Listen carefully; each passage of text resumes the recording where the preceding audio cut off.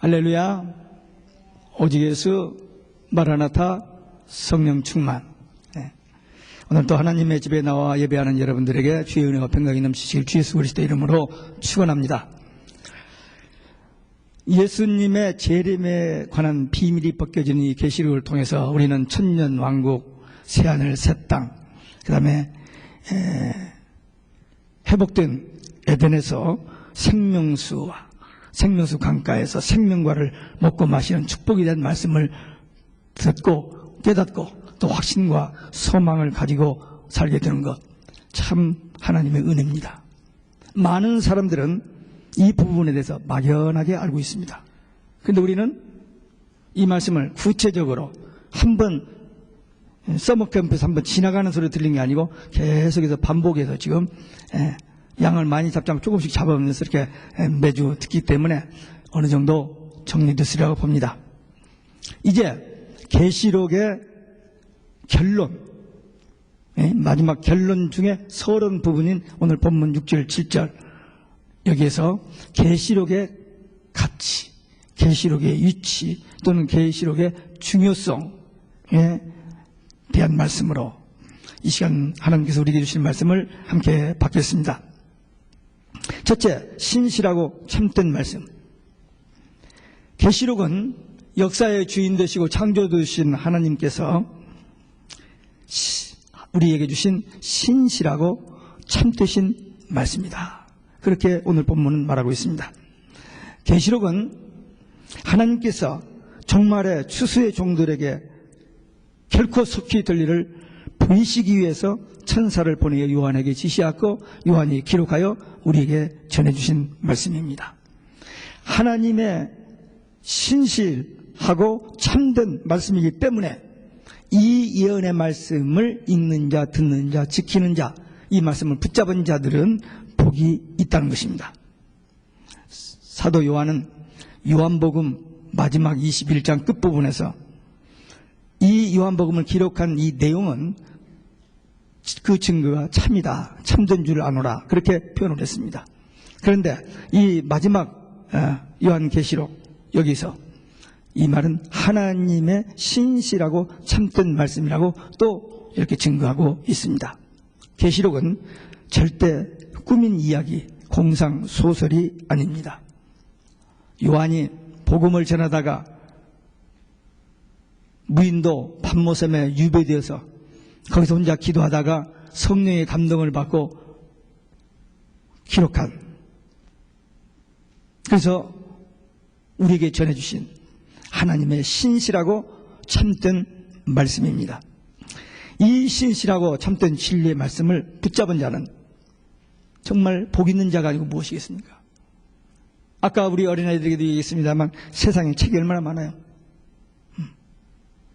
좋은 책, 나쁜 책, 좋은 책을 읽어도 그 책은 우리에게 지식, 정보, 교양 이런 것뿐이지 생명을 주지는 못합니다. 천국에하고는 관계없습니다.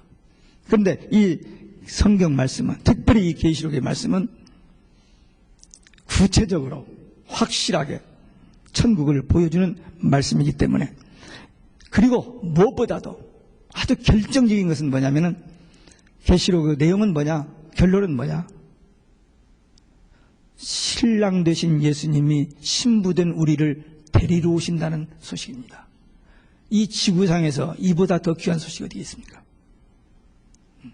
문제는 내가 신랑 되신 예수님을 맞을 신부된 자격이나 준비가 되어 있느냐 안 되느냐, 그게 문제지.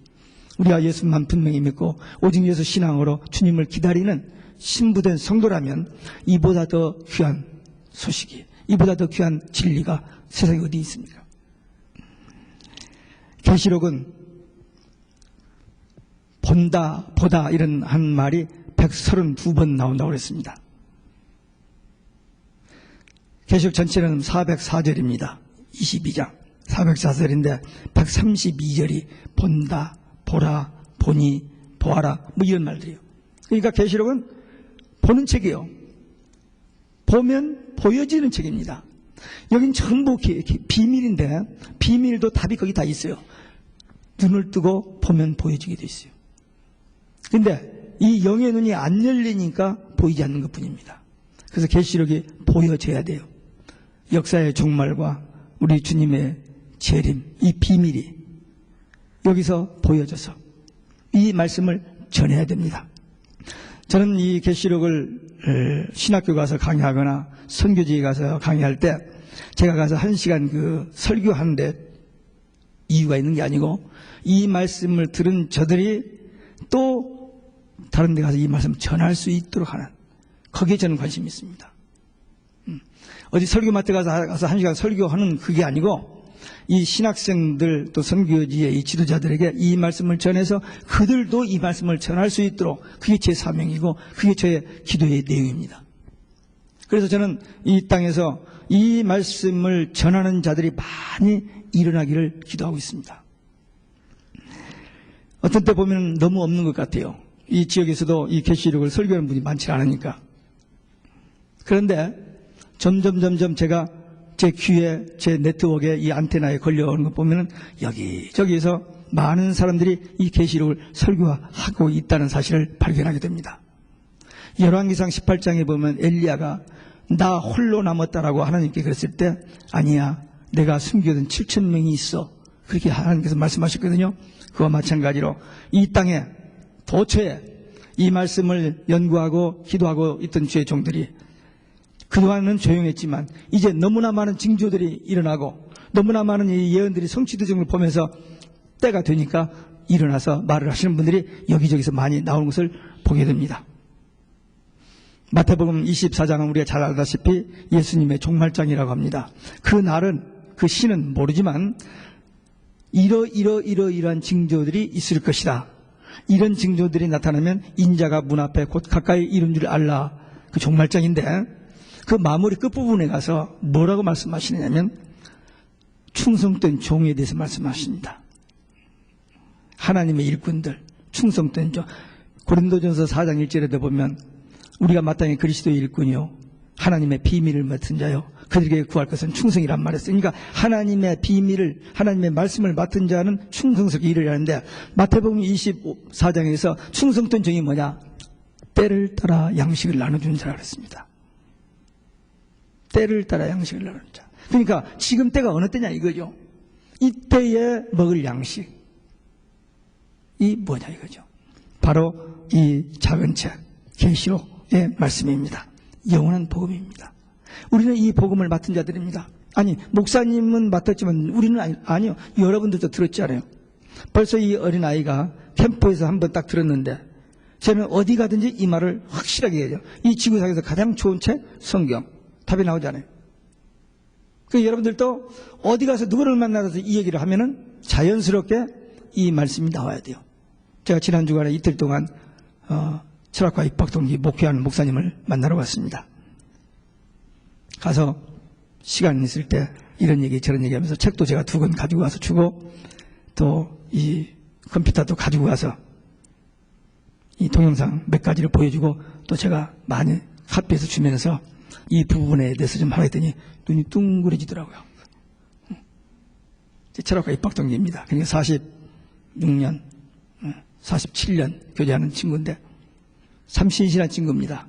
그런데 이 부분에 대해서는 전혀 철저하게 성경 떠나지 않게 설교하는 분입니다. 그런데 이 부분에 대해서는 전부 너무 모르고 있더라고요.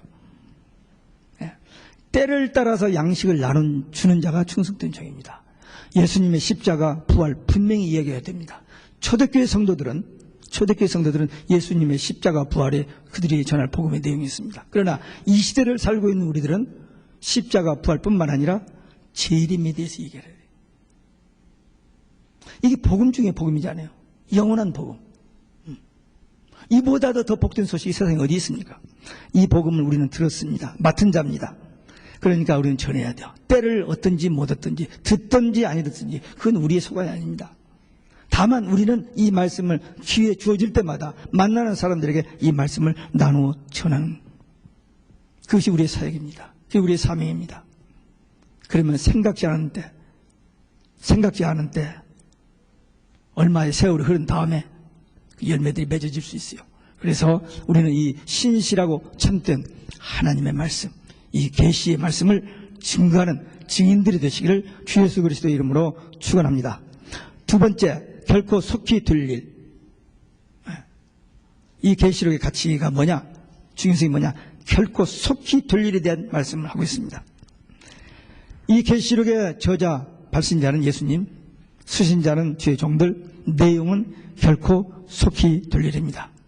이 계시록에서 나오는 이 내용들은요, 1세기 성도들이나 중세, 근세 성도들이 전하는 그 내용이 아닙니다.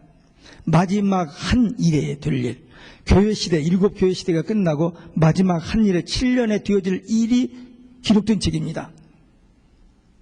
그러니까 지금 우리가 살고 있는 이 시대가 라오디게아 교회 시대가 끝나고 이제 마지막 한 일회가 카운트다운 되려고 하는 그 시점에 와 있기 때문에 그 어느 때보다도 바로 이 말씀을 전해야 할 때입니다. 그래서 계시록에 4번이나 반드시 속히 될 일, 장차 될 일, 마땅히 될 일, 결코 속히 될 일, 그렇게 반복해서 얘기하고 있습니다. 시대적으로 대환란 때요, 내용적으로는 될 일입니다. 그래서 예수님께서 계시록 1장 11절과 19절에 요한에게 이것을 기록하라, 전하라 그랬습니다. 기록하라, 전하라. 그리고 22장 10절에는 임봉하지 말라, 때가 가깝기 때문에. 그래서 이 시대에 전해져야 할 말씀입니다. 그러면 우리는 이 말씀을 보고 또 보면은 종말에 되어질 일과 예수님의 재림에 대해서 바른 인도를 받고 천년왕국에 갈 수 있습니다. 이 말씀을 모르고도 간다. 저는 그렇게 믿지 않습니다. 분명히 성경에서 가장 중요한 말씀을 이 마지막 끝책에다 넣어놨어요. 지금 분명히 이 목표, 성경의 결론을 여기다 해놨는데 이 말은 무시해버리고 덮어두고 여기만 잘 믿으면 천국 간다. 저는 그렇게 보지 않아요. 지금 하나님의 관심, 예수님의 관심이 어디에 있어요? 이 정결한 신부, 오직 예수 신앙의 정결한 신부 데리고 어린 양 혼인잔치에 들어가는 거기에 관심이 있습니다. 그렇기 때문에 우리는 이 말씀을 알고 있어야 돼요. 이 속히 될 일은 예수님의 재림인데, 제가 전에도 말씀드렸습니다만 이걸 영어로 하면 I'm coming soon 그렇습니다. 현재 진행형입니다. 요한복음 14장에서 예수님께서 마가다락방에서 마지막으로 제자들에게 때가 갔다 너희를 데리러 다시 오신다고 하실 때는 I will come이었습니다. 근데 여기 계시록 지금 21장, 22장 여기서는 I'm coming soon. 지금 오고 계시는 거예요. 이 말을 여기서 몇 번 반복해서 강조하고 있습니다.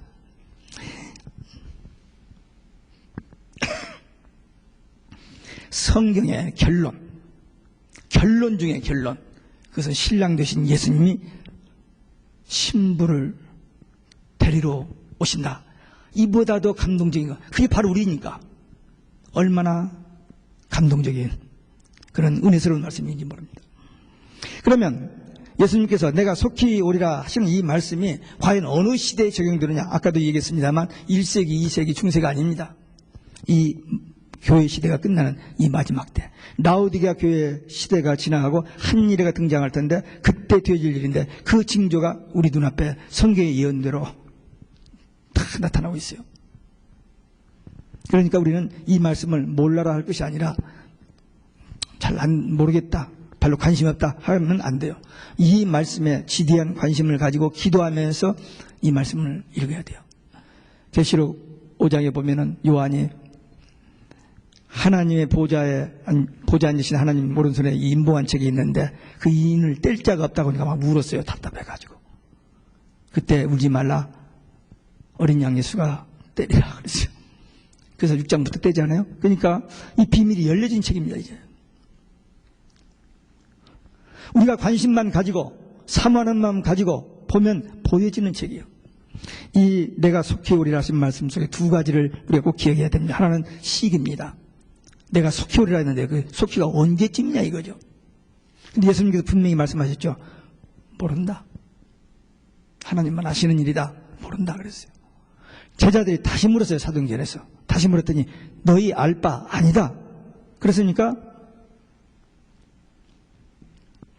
때와 시기에 대해서는 우리가 알 바 아니니까 알려고 할 필요 없어요. 시한부 종말론 그건 다 가짜들입니다. 이단들이 우리 그리스도인들을 혼란하게 해서 재림신앙이 흐트러지게 하기 위한 마귀의 장난입니다. 그러니까 거기 속지 마시고 때와 기한은 모르지만 예수님께서 하신 말씀 징조에 대해서 자세히 얘기했으니까 그 징조를 보면서 인자가 문 앞에 곧 가까이 이른 줄 알아야 됩니다. 마태복음 25장에 보면은 10처녀가 이렇게 대기하고 있다가 5처녀는 그 신랑을 맞고 5처녀는 못 맞았다는 그 예화가 나옵니다. 이게 유대 중동의 그 결혼 풍습입니다. 결혼 날짜를 받아놓고 오는데 길이 험하거나 또는 무슨 천재지변이 있거나 또는 병이 나거나 해서 늦어질 수가 있어요. 그래서 이 다 준비하고 있던 신부대기 가족들이나 이 친지들이 기다려 졸아버려요. 너무 늦게, 결혼식을 밤에 하니까. 근데 도착하는 거예요. 그래서 신랑이다 소리가 났어요. 그러니까 준비된 5처녀는 그 신랑을 맞게 되고 준비되지 못한 사람을 맞지 못했다 하는 그 말입니다. 이게 종말에 이루어질 사건입니다. 신랑이 분명히 온다고 했기 때문에 다 준비하고 예배하고 있던 그 신부들은 처녀들은 들어가지만 그냥 준비가 미비하거나 안 된 사람은 못 들어간다는 것입니다. 그러니까 이 마지막 때에 이 때가 되면은 1260일 3년 반 동안 추수의 종들, 늦은 비 성령 받은 주의 종들이 이제 신랑이 오신다 하는 그 결정적인 메시지를 전할 때가 곧 옵니다. 이제 그게 언제부터인지는 모르지만 그 사역이 곧 시작되고 그 사역이 끝나게 되면은 이제 주님이 재림하시게 됩니다. 그렇기 때문에 때는 모르지만 깨어서 준비해야 됩니다. 우리 신앙의 자세는 오늘 하루를 종말론적으로 살아야 돼요. 언제인지 모르니까 오늘 오시더라도 주님 앞에 이 모습 이대로 설 수 있는지 아니면은 나 이제 이 상태가 되면 안 되죠. 오늘이라도 주님 오신다면 기쁨으로 아멘 주 예수여 오시옵소서 할 수 있는 신앙의 자세, 그 준비, 소망 그리고 사모하고 기다려야 돼요. 그리고 제가 좀 누누이 반복해서 얘기합니다만 이 종교다운주의와 이 혼합주의에 절대 미혹되면 안 됩니다. 평생 신앙생활 잘했는데 마지막 순간에 오직 예수가 아니라고 해버리면 끝. 너무너무 비참하잖아요. 일생 동안 선지자 노릇을 하고 귀신을 쫓아내고 큰 권능을 행했는데 주님께서 난 너를 도무지 모른다. 왜? 오직 예수가 아니었기 때문에. 이 일이 지금 일어나고 있어요. 너무너무 안타깝게. 지난번에 동영상 보여줬잖아요. 그게 한 부분이고 그런 것들이 얼마나 많은지 모릅니다. 그래서 우리 좀 있으면 오직 예수란 말을 못하게 될 때가 올는지 몰라요. 지금은 우리가 이렇게 어떤 제약을 안 받지만 이제 조여오기 시작합니다. 급진전해요. 세상이 너무너무 빨리 변합니다. 제가 얼마 전에 읽은 그 신문 기사를 보니까 2015년인가 나오는 그 컴퓨터가 14년 걸려서 풀 문제를 4분이면 끝내버린다. 그렇게 빠른 컴퓨터가 나온다고 얘기를 제가 얼마 전에 읽었어요. 근데 지난 주간에 읽은 신문에 보니까 이번 9월 달에 지금보다 더 인터넷이 100배가 빠른 저기가 나온대요. 구글에서. 그냥 얼마나 빨라지는 겁니까? 그만큼 세상이 신속해지고 있어요. 그렇기 때문에 아직도 좀 시간이 있겠다. 아니에요. 모든 징조나 이런 것들이 급속히 이루어져요. 그렇기 때문에 우리는 깨어서 준비해야 합니다. 제가 말씀드렸습니다만 사도 바울이 베드로와 적그리스도가 등장하면 주님이 재림하신다 그랬거든요. 근데 이제 베드로가 엄청나게 일어나고 있고요. 이제 끝까지 갔습니다. 베드로는 거의 끝까지. 왜? 모든 세계 종교 하나를 묶어져 가지고 기독교도 거기 들어가서 오직 예수만 구원의 길이 아니라는 거예요. 모든 종교가 다 한 신을 믿는다고요. 거기까지 가버렸습니다. 이제 두 가지만 남았어요. 적그리스도 등장과 성전 짓는 만 남았습니다. 적그리스도 등장 곧 됩니다. 그 적그리스도가 왜 등장하느냐? 예언이 이루어져야 하니까. 마태복음 24장 15절에 거룩한 곳에서 내가 하나님이라 할 그자. 데살로니가 후서 2장 4절 그 멸망에 가증한 것이 거룩한 곳에서 지가 하느니라고 한다. 그 말이 이루어지기 위해서는 이 적그리스도가 등장하고 그가 그 성전이 이루어지는데 그 이미 다 진행 중입니다. 적그리스도에다 쓰고 다니잖아요. 자기가 하나님의 대리자라고. 그런데 사람들은 몰라요. 보고도. 그게 666입니다. 성경에 다 있는 말들이에요. 근데도 몰라요, 사람들이. 자기가 하나님이래요. 모자 쓰고 다니잖아요. 그 자가 적그리스도. 우리 루터, 칼빈, 웨슬리, 웨스트민스터 신앙 고백에 다 써놨어요. 근데도 오늘날 기독교, 장로교, 감리교 목사들은 그걸 몰라요. 도대체 뭘 보는지 모르겠어요. 안 보이는 거죠. 네. 성전 남았는데, 성전 1년이면 짓는데, 지찬 예약 2009년도 8월 5일자 인터넷에 그 얘기가 떴어요. 모슬렘 지도자가 유대인 지도자 3사람을 터키로 불러가지고 싸우지 말고 같이 지자. 그래서 그 운동이 진행되고 있고 자료 준비 완료. 1년이면 짓는데요. 그리고 제사법도 다 복구해놨고 제사를 드릴 제사장 DNA로 제 내인도 다 뽑아놨어요 지금. 예. 거의 다 왔습니다. 예. 그러니까 우리는 깨어서 뭘 해야 하느냐. 주님만 바라보고 주님 오시는 날을 기다리고 오늘 주님 오시면 주님 앞에 기쁨으로 나가 설 수 있는 이 믿음 준비된 깨어있는 이 처녀들 되시기를 주 예수 그리스도 이름으로 축원합니다. 끝으로 예언의 말씀을 지키는 자가 복이 있다고 그랬어요. 계시록 1장 서두에서 계시록에 7복이 있는데 그 7복 중에 첫째 복을 3절에 얘기했습니다. 그 내용이 뭐냐면 이 예언의 말씀을 읽는 자, 듣는 자, 지키는 자 복이 있다고 그랬어요. 왜? 때가 가깝기 때문에. 때가 가깝기 때문에. 그리고 지금 이 마지막 22장에서 다시 한번 이 예언의 말씀을 지키는 자가 복이 있다 그랬습니다. 지킨다는 말은 행한다는 말입니다. 말씀을 듣기만 하고 행함이 없는 자는 죽은 믿음. 그런 사람이 복이 없습니다.